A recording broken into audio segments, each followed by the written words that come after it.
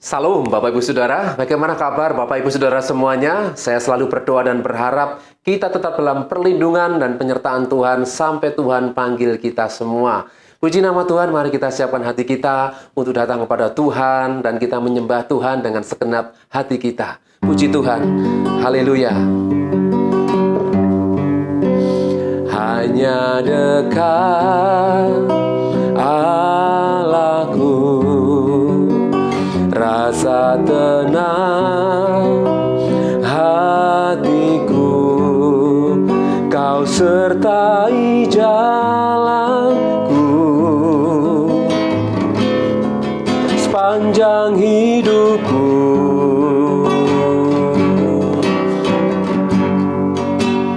Hanya dekat padamu ada kekuatan baru, Kaulah perlindunganku, keselamatanku.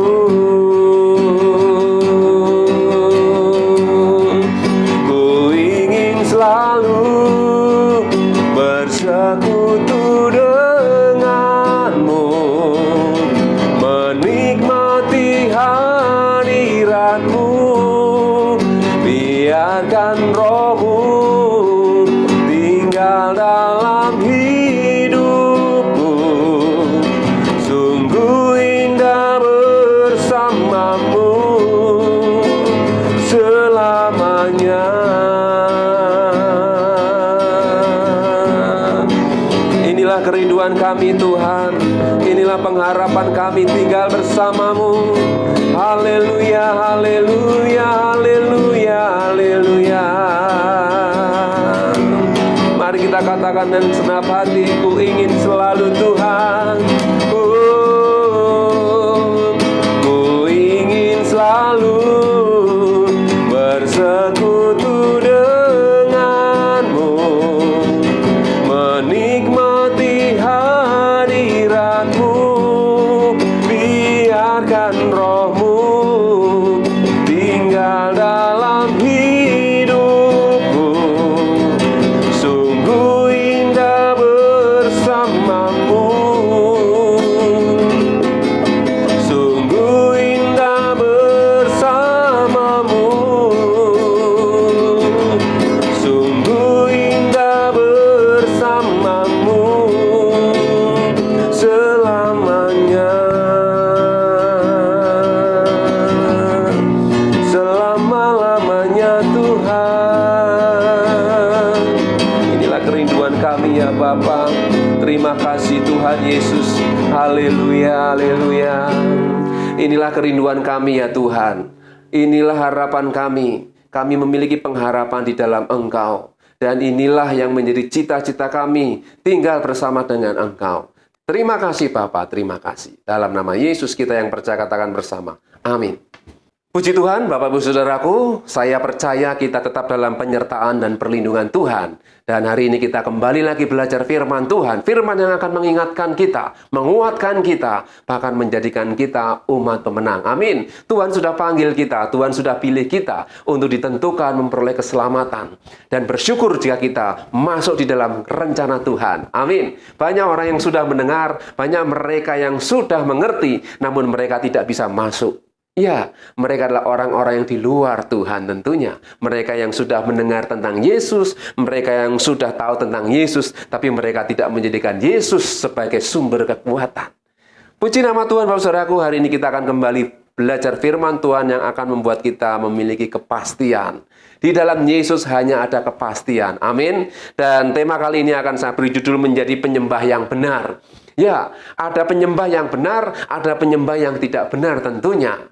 Ya, berbicara tentang antikristus, kita tidak usah jauh-jauh Bapak Saudaraku. Karena memang antikristus itu sudah ada. Dan mereka yang menolak tentang Yesus Kristus sebagai Tuhan dan Juru Selamat, merekalah antikristus. Dan bersyukur jika kita masih percaya kepada Yesus sebagai Tuhan dan Juru Selamat, karena kita memiliki jaminan. Ya, mari kita akan lihat kebenaran. Di dalam Yohanes pasal 4, ayat 21 sampai dengan yang ke-24. Dari sini kita akan melihat dan mengenal siapa Tuhan kita. Karena kita harus tahu siapa yang kita sembah, siapa yang kita anggap sebagai Sang Pencipta itu. Ya, manusia di seluruh bumi, di seluruh dunia ini, dia tahu adanya Tuhan, tetapi mereka belum tentu mengenal Tuhan. Ya, bersyukur jika kita percaya kepada Tuhan dan kita bisa mengenal Tuhan melalui Yesus Kristus. Luar biasa. Mari kita akan baca ayat 21. Kata Yesus kepadanya, "Percayalah kepadaku, hai perempuan, saatnya akan tiba bahwa kamu akan menyembah Bapa bukan di gunung ini dan bukan juga di Yerusalem. Kamu menyembah apa yang tidak kamu kenal, kami menyembah apa yang kami kenal. Sebab keselamatan datang dari bangsa Yahudi." Dari dua ayat ini dulu Bapak Saudara, kita bisa melihat Tuhan Yesus mengajar kepada orang Samaria, perempuan Samaria, perempuan di luar orang-orang Yahudi tentunya. Dan dikatakan orang-orang Yahudi tidak boleh bergaul dengan orang-orang Samaria. Ya, demikian sebaliknya. Tetapi justru Tuhan Yesus ketika berjumpa dengan perempuan ini, Tuhan memberikan pengajaran yang luar biasa. Bagaimana memiliki hati seorang penyembah. Ya, Yesus memang bukan hanya untuk orang Yahudi saja. Yesus bagi seluruh umat manusia, Bapak Ibu Saudara. Dari kisah ini Bapak Ibu Saudara bisa baca sendiri ya di dalam Alkitab tentang perjumpaan Yesus dengan perempuan Samaria. Tapi hari ini kita akan melihat kebenaran firman Tuhan. Yesus berkata kepada perempuan ini, "Percayalah kepadaku, hai perempuan, saatnya akan tiba bahwa kamu akan menyembah Bapa bukan di gunung ini dan bukan juga di Yerusalem." Ini mengajarkan kepada kita. Ya, kita menyembah Tuhan, ya kita datang kepada Tuhan memang tidak dibatasi oleh tempat dan situasi tertentu, Bapak Ibu Saudara. Karena Tuhan berada di mana-mana. Ya, Tuhan bisa dijangkau ya oleh kehidupan kita ketika kita memanggil Dia, yaitu Roh Kudus, Roh Allah sendiri masuk dalam hidup kita. Ya, ketika kita belajar tentang penyembah yang benar, kita harus memahami hal ini, Bapak Ibu Saudara. Karena kita tahu Tuhan mengajarkan supaya kita ini menyembah Tuhan dalam roh dan kebenaran. Amin. Ya, dikatakan kamu tidak akan menyembah di gunung ini lagi dan juga di Yerusalem. Terus di mana Tuhan? Ya, mari kita akan melihat. Ayat yang ke-23, "Tetapi saatnya akan datang dan sudah tiba sekarang bahwa penyembah-penyembah benar akan menyembah Bapa dalam roh dan kebenaran, sebab Bapa menghendaki penyembah-penyembah demikian." Jelas Bapak Ibu Saudaraku. Untuk menjadi penyembah yang benar, ya kita harus menyembah Bapa dalam roh. Tidak hanya secara fisik, secara jasmani kita seolah-olah menunjukkan kalau kita sedang menyembah Tuhan. Tapi Tuhan ingin lebih lagi supaya kita menyembahnya di dalam roh. Roh itu berbicara tentang sesuatu yang ada di dalam diri kita, dalam hidup kita yang paling dalam. Dan persekutuan kita sebagai manusia, bedanya kita dengan binatang apa Bapak Saudaraku? Binatang tidak bisa menyembah Tuhan. Binatang tidak bisa berdoa. Ada lagu sekolah minggu, "Kelinciku amat lucu, matanya bundar, telinganya panjang, tapi sayang tak bisa sembahyang." Yang bisa sembahyang, yang bisa berdoa adalah manusia. Kenapa manusia bisa sembahyang? Karena ada roh Tuhan. Roh yang Tuhan tempatkan dalam hati kita. Itu menjadi koneksitas, menjadi hubungan, jalinan kita dengan Tuhan secara pribadi. Sehingga Tuhan ingin supaya kita menyembahnya di dalam roh yang paling dalam ini, Bapak Ibu Saudara.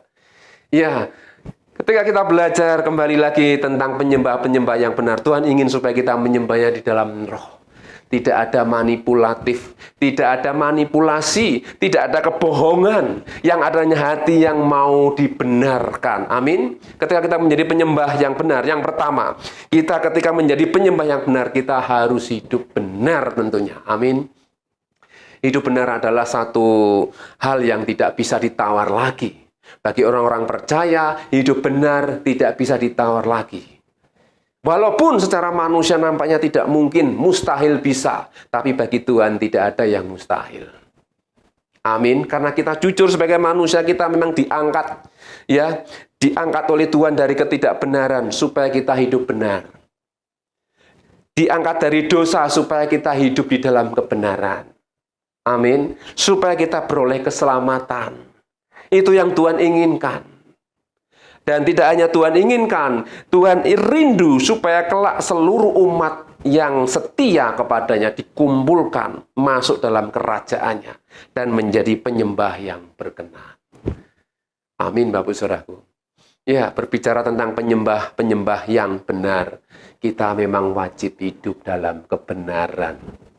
Ya, katakan dalam hatimu, wajib hidup dalam kebenaran. Walaupun di tengah-tengah zaman yang tidak benar. Ya, maksudnya di tengah-tengah lingkungan keadaan zaman ini yang seringkali membawa kita ini untuk hidup tidak benar. Itu tantangan. Itu satu pergumulan, perjuangan, Bapak Ibu Saudara. Ya, khotbah memang gampang, Bapak Ibu Saudara. Tapi untuk melakukannya kita butuh kekuatan yang dari Tuhan. Kita semua orang-orang yang lemah. Sehingga firman Tuhan di dalam Roma 8 ayat 26 mengatakan, demikian juga Roh membantu kita dalam kelemahan kita. Sebab kita tidak tahu bagaimana sebenarnya harus berdoa. Tetapi Roh sendiri berdoa untuk kita kepada Allah dengan keluhan-keluhan yang tak terucapkan. Jadi kita ini sebenarnya orang-orang yang lemah, yang tidak bisa berdoa. Tapi karena Roh Kudus, Roh yang Tuhan tempatkan dalam hidup kita, sehingga kita bisa berdoa dengan bahasa yang secara akal kita ini lebih dari akal kita, Bapak Ibu Saudara, kalau saya bilang. Ya, inilah yang membedakan kita dengan roh-roh antikristus. Mereka sudah menolak kebenaran, mereka tidak percaya kepada Yesus, di mana tidak ada roh Allah di situ, Bapak Saudaraku. Sebab orang yang percaya kepada Yesus, menerima Yesus sebagai Tuhan dan Juru Selamat, di situ ada roh Allah.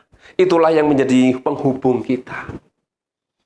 Sehingga berbagailah kita jika kita masih ada roh Allah. Sehingga Roh Kudus yang ada dalam hidup kita ini memberikan kekuatan kepada kita. Menghadapi segala ketidakbenaran, menghadapi segala hal yang tidak layak, kita dimampukan oleh Tuhan. Amin. Jadi poin yang pertama, saudaraku, bagaimana kita bisa menjadi penyembah-penyembah yang benar? Kita harus hidup di dalam kebenaran. Dan bagaimana dengan mereka yang hidupnya sebagai orang percaya, orang Kristen, yang mereka juga menyembah Tuhan, namun mereka tidak berkenan di mata Tuhan. Kenapa? Karena mereka hanya nampak luarnya saja. Ya, mereka nampak secara fisik, secara jasmani, kelihatannya menyembah dan memuji Tuhan. Tapi hatinya menjauh dari Tuhan. Sehingga Tuhan pernah menegur orang Israel. Mereka memberikan persembahan, korban-korban. Mereka melakukan kebiasaan mereka memberikan korban persembahan. Namun hati mereka menjauh. Mulut mereka berdoa. Mulut mereka memuji Tuhan. Namun hati mereka menjauh. Ini yang membedakannya, Bapak Saudara. Mari kita belajar tulus, belajar murni di hadapan Tuhan. Karena tidak ada yang tersembunyi di hadapan Tuhan. Amin, Bapak Saudaraku. Untuk menjadi penyembah yang benar, kita harus hidup dalam kebenaran. Tidak hanya di luar saja, tapi di dalam hati kita. Amin. Dan yang menjadi bagian terakhir yang ingin saya sampaikan, Bapak Saudaraku, di dalam kitab Sefanya. Ya, ini yang sangat penting. Ini sebagai peringatan kepada kita. Kenapa kita harus menjadi penyembah yang benar? Karena hari-hari ini, di zaman akhir ini, Tuhan rindu seluruh umat Tuhan hidup di dalam kebenaran, karena itu akan menyelamatkan mereka.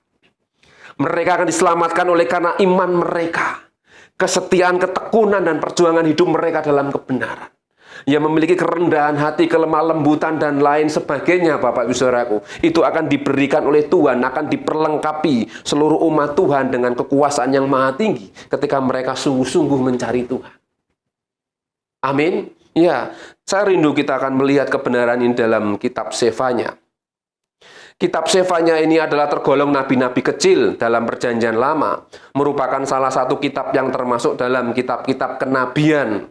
Ya, artinya Sefanya itu adalah nabi yang diutus oleh Tuhan. Artinya Tuhan yang tersembunyi atau terselubung dari Tuhan. Seringkali dalam hidup ini kita merasakan ada hal yang memang tersembunyi, yang Tuhan akan singkapkan kepada umatnya. Bagi mereka yang meminta hikmat, Tuhan akan berikan.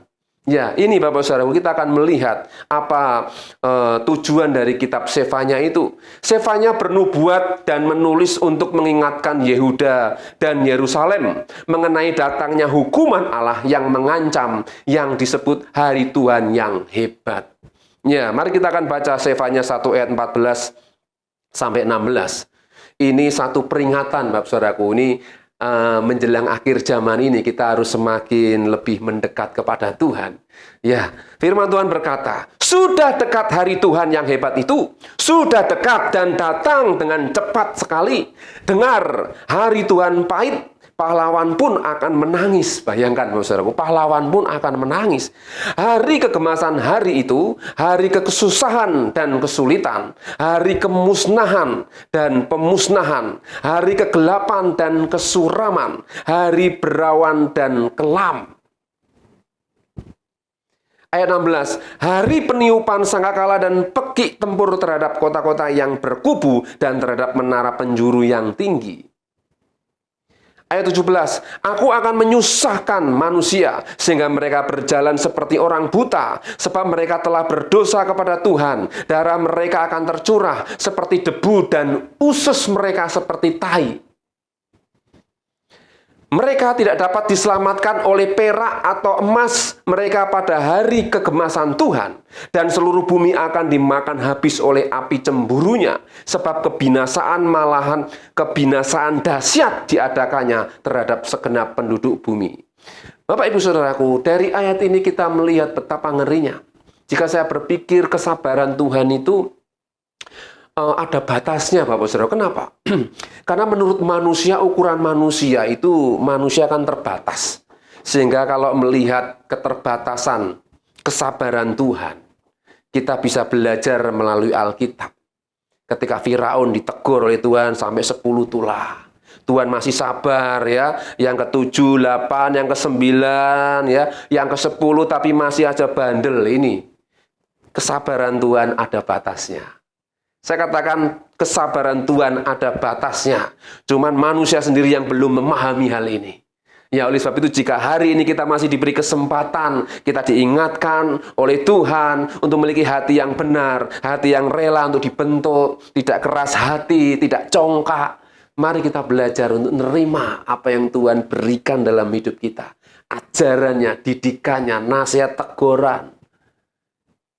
Supaya kita memiliki hati yang selalu siap. Amin. Dari kitab Sefanya ini kita bisa melihat Bapak Saudara betapa ngerinya ya yang dikatakan sudah dekat hari Tuhan yang hebat itu. Sudah dekat dan datang dengan cepat sekali. Hari-hari yang kita lewati begitu cepat. Bukankah sangat cepat sekali? Hari ini minggu, besok sudah minggu lagi. Besok minggu lagi, usia tambah tua. Zaman berubah. Ya, hari Tuhan itu pahit. Dikatakan hari Tuhan itu pahit dan pahlawan pun akan menangis. Hari kegemasan hari itu, kesusahan dan kesulitan, kemusnahan dan pemusnahan, hari kegelapan dan kesuraman, banyak hal yang tidak enak. Hari Tuhan. Dulu ketika saya berpikir Tuhan tuh harinya selalu baik ya. Hari-hari Tuhan tuh selalu baik, tapi ada waktunya. Tuhan menyatakan, ya, ini dilakukan Tuhan karena Tuhan melihat keadaan manusia. Manusia yang semakin susah, sulit, ya ibaratnya angel kandhanane.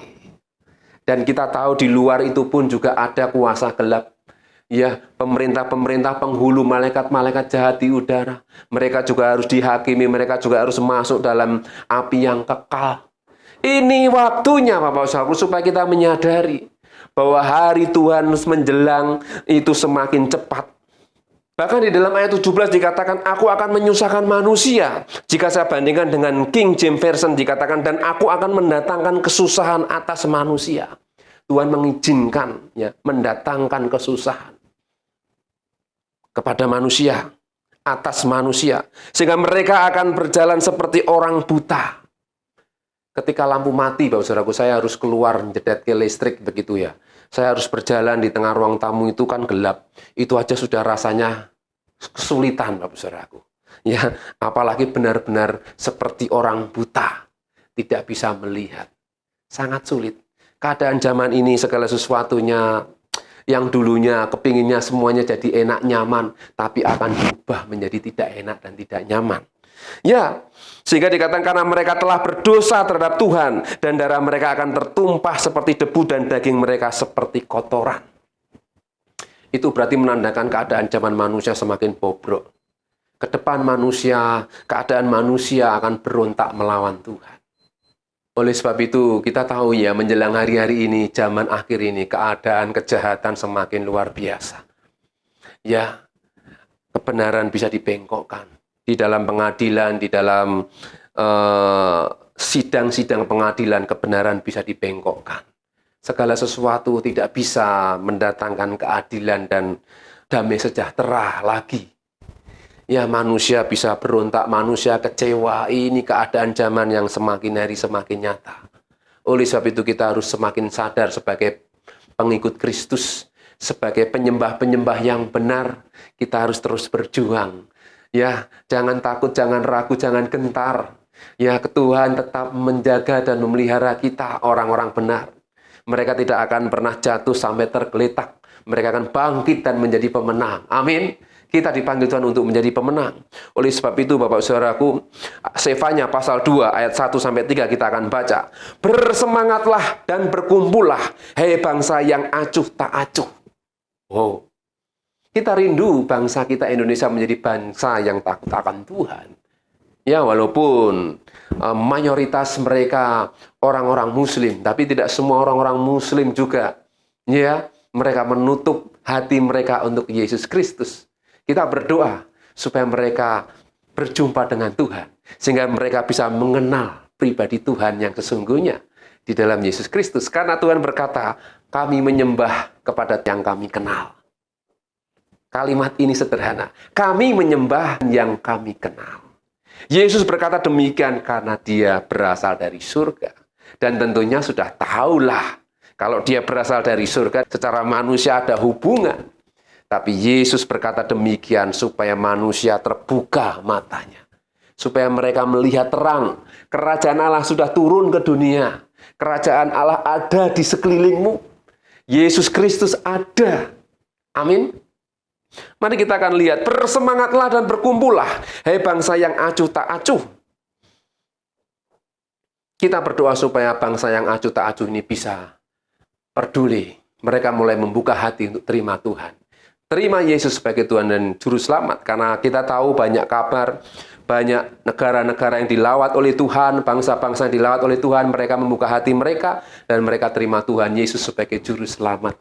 Amin. Ya, sebelum kamu dihalau seperti sekam yang tertiup, sebelum datang ke atasmu murka Tuhan yang bernyala-nyala itu, sebelum datang ke atasmu hari kemurkaan Tuhan, ayat 3, carilah Tuhan, hai semua orang yang rendah hati di negeri, yang melakukan hukumnya, carilah keadilan, carilah kerendahan hati, mungkin kamu akan terlindung pada hari kemurkaan Tuhan.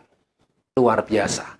Ini peringatan kepada kita semua, sebagai penyembah-penyembah yang benar, yang hidup di dalam kebenaran. Kita harus tetap terus mencari Tuhan. Ya, hai semua orang yang rendah hati di negeri, carilah keadilan. Ya, carilah kerendahan hati. Penyembah yang benar harus memiliki kerendahan hati. Penyembah yang benar jika masih tersinggung, masih mudah marah, tersulut emosi, ya kita perlu belajar untuk memiliki kerendahan hati. Amin. Karena Tuhan berkata, marilah semua yang letih lesu dan berbeban berat, datanglah kepadaku, ya belajarlah kepadaku karena aku lemah lembut dan rendah hati. 2 SKS seumur hidup, Bapak Ibu Saudara. Hari ini kita mungkin bisa rendah hati, hari ini mungkin kita bisa lemah lembut, belum tentu besok kita bisa lemah lembut dan rendah hati. Oleh sebab itu kita harus bergantung penuh kepada Tuhan. Kita berserah kepada Tuhan. Sebagai manusia, kekuatan kita tidak seberapa. Tetapi bersama dengan Tuhan, kekuatan kita menjadi sempurna. Amin, Bapak Ibu Saudaraku. Luar biasa. Ya, carilah Tuhan ya semua orang yang rendah hati di negeri, yang melakukan hukumnya. Carilah keadilan dan carilah kerendahan hati. Mungkin kamu akan terlindung pada hari kemurkaan Tuhan. Ini yang Tuhan inginkan supaya setiap orang percaya diselamatkan, dilindungi. Sehingga kata Sefanya, arti nama Sefanya itu terselubung, tersembunyi. Ya, Tuhan ingin supaya kita umat Tuhan ya dilindungi, ya diselubungi oleh kuasa Tuhan, sehingga bebas, sehingga merdeka, terselamatkan dari hari Tuhan yang luar biasa itu. Mari Bapak Ibu Saudaraku, kita akan semakin lebih sungguh-sungguh lagi menjadi penyembah-penyembah yang benar. Karena Tuhan rindu kita tidak hanya benar nampak dari luar, tapi dari hati kita. Memancarkan terang itu, dan itu keluar dalam hidup kita. Amin. Dan kita tahu melalui kitab Sefanya, Tuhan mengingatkan di zaman akhir ini, waktu Tuhan ya semakin hari semakin dekat. Hari Tuhan semakin mendekat. Tuhan akan menghukum mereka yang tidak mau hidup dalam kebenaran. Mereka yang di luar kebenaran, mereka akan binasa. Ini firman Tuhan, Bapak Ibu Saudaraku. Oleh sebab itu, belajarlah firman Tuhan yang akan memberikan kita pengertian. Ya, segala sesuatu ada waktunya. Untuk segala sesuatu ada masanya. Ya, demikian juga hidup kita. Mari kita semakin melekat kepada Tuhan. Semakin sungguh-sungguh. Semakin sungguh-sungguh. Ya, semakin memiliki komitmen yang benar. Amin, Bapak Saudaraku. Oleh sebab itu, mari kita saling mengingatkan, saling mendoakan, supaya kita menjadi orang yang kuat. Ya, dalam setiap komunitas kita, persekutuan kita, ibadah kita di gereja manapun, kita selalu berdoa. Ya, mengingatkan supaya semakin mendekat kepada Tuhan. Amin. Tuhan Yesus memberkati. Mari kita akan berdoa. Bapa di surga, terima kasih hari ini kami sudah mendengar firman-Mu. Ajar kami menjadi penyembah-penyembah yang benar, penyembah-penyembah yang menyembah-Mu di dalam roh dan kebenaran, hidup di dalam kebenaran. Karena kami tahu hari-hari semakin mendekat, kedatangan-Mu semakin mendekat. Berikan kami iman yang teguh, berikan kami kekuatan, sehingga kami mampu melewati semua yang harus memang kami lewati. Bersama dengan Engkau Tuhan, kami melakukan perkara-perkara yang besar. Kuduskan kami, layakkan kami, kuat dan teguhkan hati kami. Seperti Yosua dan Kaleb, dia bisa memasuki dan dia menerima upah yang Tuhan sediakan. Kami rindu menerima upah yang Tuhan sediakan bagi setiap kami. Terpujilah nama-Mu Bapa, berkati kami semua, pekerjaan kami, pelayanan kami, keluarga kami, kota dimanapun kami berada. Bahkan kami serahkan bangsa dan negara kami dalam berkat perlindungan kasih sayang Tuhan. Seluruh pejabat petinggi orang kuat negeri ini, presiden, wakil, para menteri dan seluruh aparat negara dalam roh takut akan Tuhan. Berikan Tuhan hati yang tunduk otoritas Tuhan. Terima kasih Bapa. Kami serahkan hidup kami sepanjang hari ini. Kiranya berkat damai sejahtera dari Tuhan turun atas kami mulai hari ini sampai Tuhan datang kembali. Dan kita yang mengasihi Tuhan katakan bersama, amin. Tuhan Yesus memberkati. Hidupku menggenapi firman-Mu, tanda mujizat sertai tiap langkah.